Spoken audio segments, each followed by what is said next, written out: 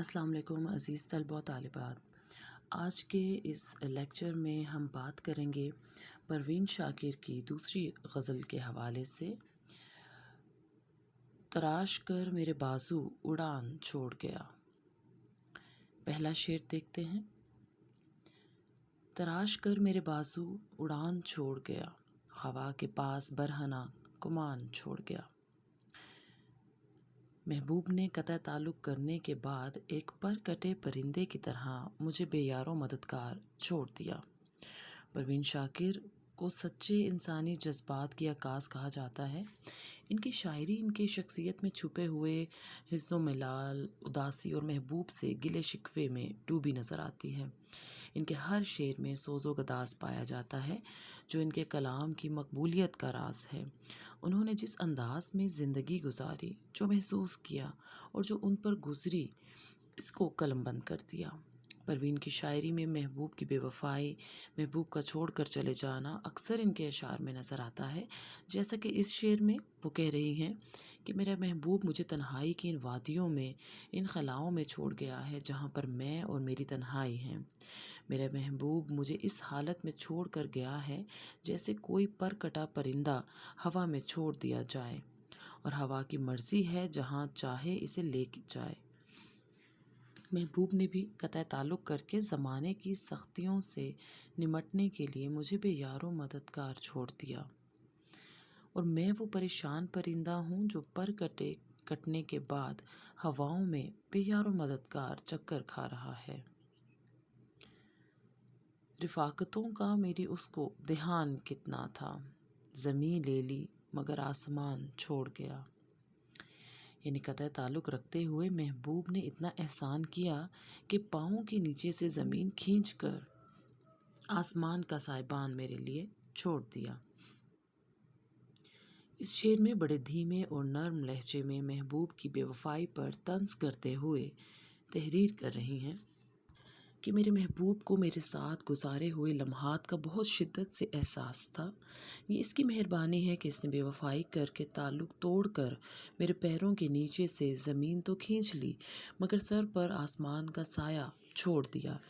یہاں پر شاعرہ نے کمال کا طنز کیا ہے اور بڑی مہارت سے اپنی بے بسی اور اپنے محبوب کی اپنے اوپر کی ہوئی مہربانی کا ذکر کیا کہ میں ہواؤں میں بے پر کے پرندے کی مانند ہوں، مگر یہ بھی میرے محبوب کی مہربانی ہے کہ اس نے چند خوبصورت لمحات کو ذہن میں رکھتے ہوئے آسمان کو میرے سر پر چھوڑ دیا۔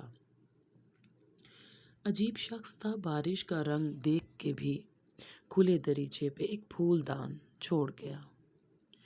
یعنی بارش کے رنگ سے مراد زمانے کی بدلتی ہوئی نگاہیں ہیں۔ اس شعر میں شاعرہ نے بارش کے رنگ کو زمانے کی بدلتی ہوئی نگاہوں سے علامت کیا ہے۔ وہ کہتی ہیں کہ محبوب جانتا ہے کہ زمانہ ہماری محبت کے خلاف ہے، مگر اس نے کوئی احتیاط نہ برتی اور کھلی ہوئی کھڑکی پر ایک گلدان رکھ دیا۔ یہاں گلدان سے مراد شاعرہ کی اپنی ذات ہے، یعنی وہ یہاں پر یہ واضح کرنا چاہتی ہیں کہ ان کے حالات کی خرابی اور محبوب کی جدائی کے پیچھے دوسرے لوگوں کا رویہ تھا، جو دونوں کے درمیان جدائی ڈالنے میں کوئی موقع ہاتھ سے جانے نہ دیتے تھے۔ اگر محبوب اتنا بے پرواہ نہ ہوتا اور زمانے کے انداز کو سمجھتا تو آج ہمارے درمیان جدائی نہ ہوتی۔ جو بادلوں سے بھی مجھ کو چھپائے رکھتا تھا، بڑھی ہے دھوپ تو بے سائبان چھوڑ گیا۔ کبھی اچھے دنوں میں محبوب کا ساتھ زندگی کا حصہ تھا، مگر جیسے سختی بڑھی وہ بغیر چھت کے مجھے چھوڑ گیا۔ یہ انسانی نفسیات ہے کہ انسان برے دنوں میں اچھے دنوں کو یاد کرتا ہے۔ چنانچہ شاعرہ نے اس شعر میں محبت، وفا اور بے وفائی کی ملی جلی کیفیات کو بیان کیا ہے، اور انتہائی سادہ زبان استعمال کرتے ہوئے تحریر کرتی ہیں کہ وہ وقت تھا جب ہمارے درمیان محبت حد درجہ موجود تھی۔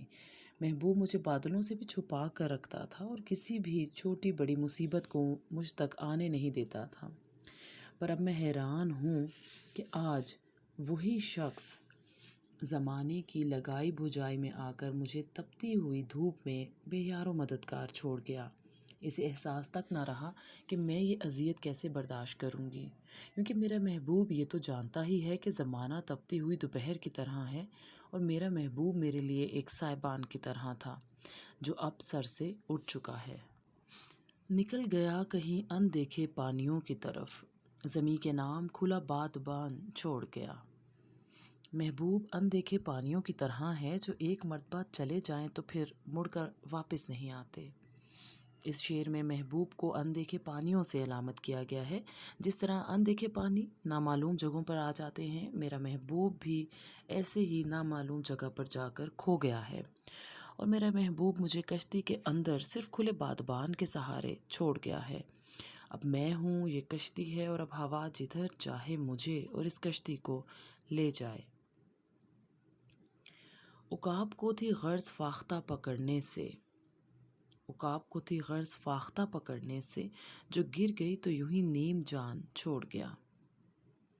عقاب سے مراد یہاں پر محبوب ہے جو شاعرہ کو بے یار و مددگار چھوڑ گیا ہے۔ اس میں عقاب سے مراد ان کا محبوب ہے جو ان کو بے یار و مددگار چھوڑ گیا، اور عقاب اور فاختہ سے مراد ظالم اور مظلوم ہیں، بے وفا اور وفادار ہیں۔ پروین شاکر کے نزدیک عقاب ایک شکاری پرندہ ہے، ظلم کرنا اس کی فطرت میں شامل ہے، اور فاختہ ایک معصوم اور بے ضرر پرندہ ہے۔ شاعرہ یہاں پر یہ بتانا چاہتی ہیں کہ عقاب کو صرف اس بات سے مطلب ہے کہ وہ فاختہ کو پکڑ کر گرا دے، اور گرنے کے بعد جب وہ نیم جان ہو جاتی ہے تو عقاب اسے آخری سانسوں میں چھوڑ جاتا ہے۔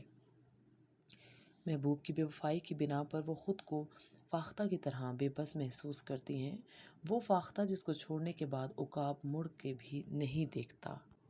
نہ جانے کون سا آسیب دل میں بستا ہے کہ جو بھی ٹھہرا وہ آخر مکان چھوڑ گیا۔ اپنا دل ایک ویران جگہ ہے جہاں پر کوئی نہیں ٹھہرتا، یعنی شاعرہ کے مطابق ان کا دل ایک ویرانہ ہے، ویرانہ جسے محسوس کرتے ہوئے ایسا لگتا ہے کہ یہاں کوئی آسیب ہے جس کی وحشت اور ویرانی کی وجہ سے کوئی بھی اس دل میں قیام نہیں کرتا، اور اگر غلطی سے کوئی ٹھہر ہی گیا تو دل کی وحشت اور ویرانی نے اس کو بھاگنے پر مجبور کر دیا اور مجھے اس تنہائی اور وحشت کے حوالے کر دیا۔ یہاں پر بھی شاعرہ نے محبوب کو قصوروار نہیں ٹھہرایا بلکہ اپنے دل کو ہی اس کا قصوروار ٹھہرایا ہے۔ آخری شعر کی طرف چلتے ہیں۔ عقب میں گہرا سمندر ہے سامنے جنگل، کس انتہا پہ میرا مہرباں چھوڑ گیا۔ محبوب نے مجھے ایسے مقام پر لا کر چھوڑا ہے جہاں سے نہ میں آگے جا سکتی ہوں اور نہ ہی پیچھے قدم اٹھا سکتی ہوں۔ اس شعر میں پروین شاکر برملا کہتی ہیں کہ میرے محبوب نے مجھے ایک دوراہے پر کھڑا کر دیا ہے، اور یہ ایسا دوراہا تھا جہاں سے قدم نہ آگے کی طرف جاتے ہیں اور نہ پیچھے۔ میرا محبوب مجھے ایسی جگہ لا کر چھوڑ گیا ہے کہ میرے لیے اب تو نہ پیچھے جانے کا کوئی راستہ باقی ہے اور نہ آگے بڑھنے کے لیے کوئی جگہ۔ اگر میں پیچھے قدم اٹھاتی ہوں تو سمندر ہے، اور آگے قدم بڑھاتی ہوں تو سامنے جنگل ہے۔ یہاں یقیناً سمندر اور جنگل دونوں سے مراد شاعرہ کے نزدیک حالات کی ستم ظریفی ہے، یعنی حالات کا سخت ہونا ہے۔ مجھے امید ہے آپ کو اس غزل کی تشریح بھی بخوبی سمجھ آئی ہوگی۔ اگلے لیکچر تک کے لیے اللہ حافظ۔